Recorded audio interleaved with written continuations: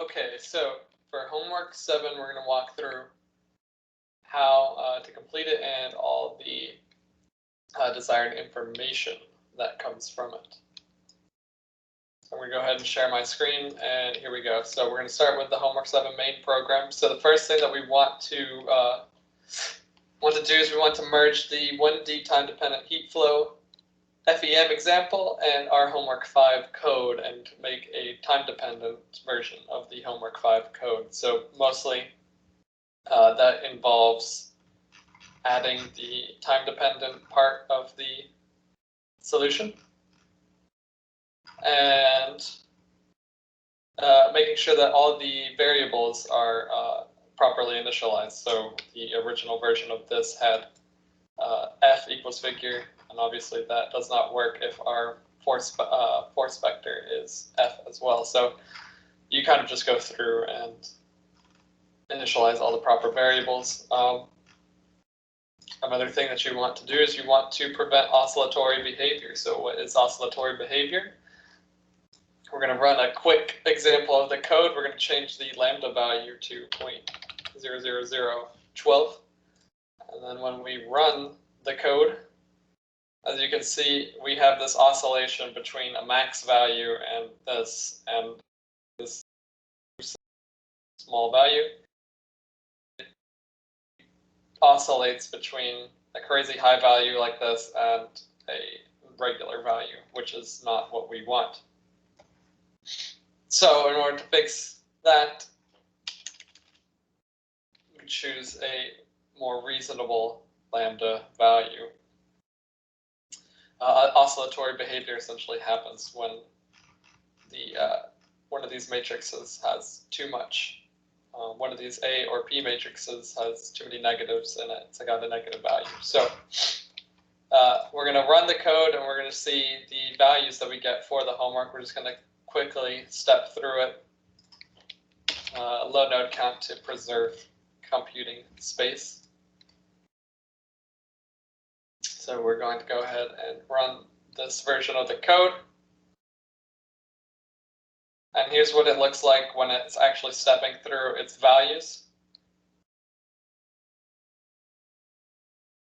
A very basic, just 1 second simulation. And we're going to check out the actual plots. So at t equals 0, this is what the graph looks like. The homework also asks for t equals 1/2 of the total time.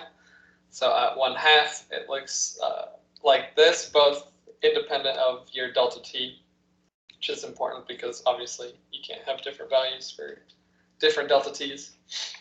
And then at our final value, it looks like this, which is remarkably the steady state interpretation of the homework 5. So as we can see, the first part we went through, it's figuring out the code and merging them together, as well as adding certain features. So one such feature is the ability to code in, if I can find it properly.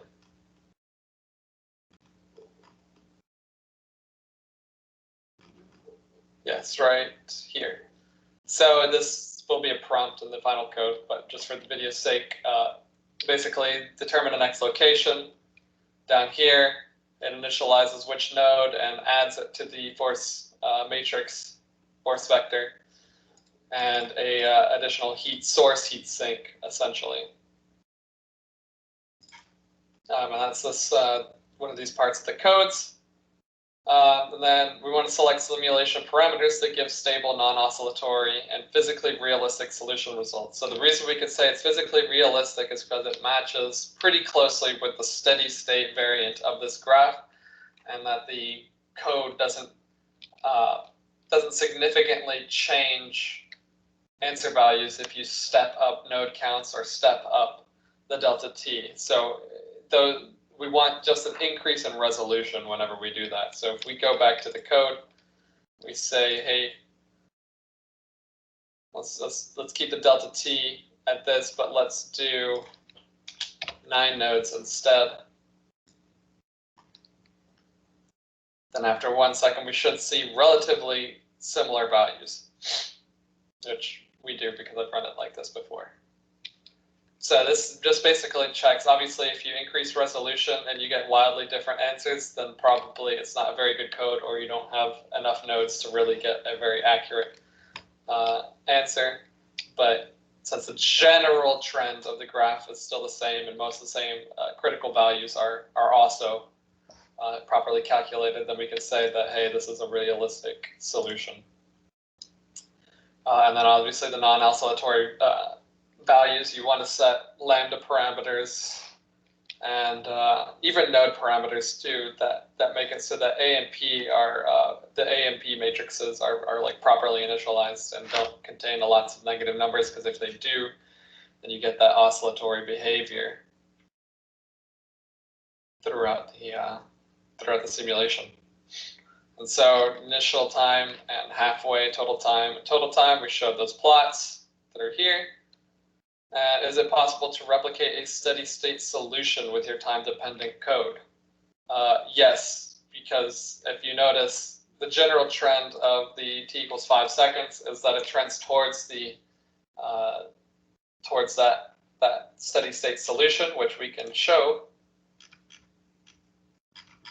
through here if I uncomment out. Yeah, uncomment this out.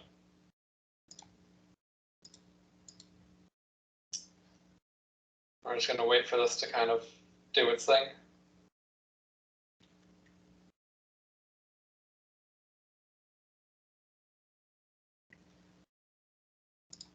And if we check here, well, the end values are different due to the shape, due to the size of the graph, and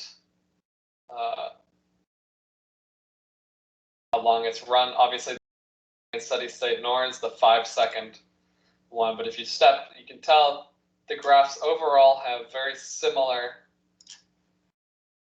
shapes, right? It's mostly linear throughout this range before it dips downwards and then sharply dips down to the 100.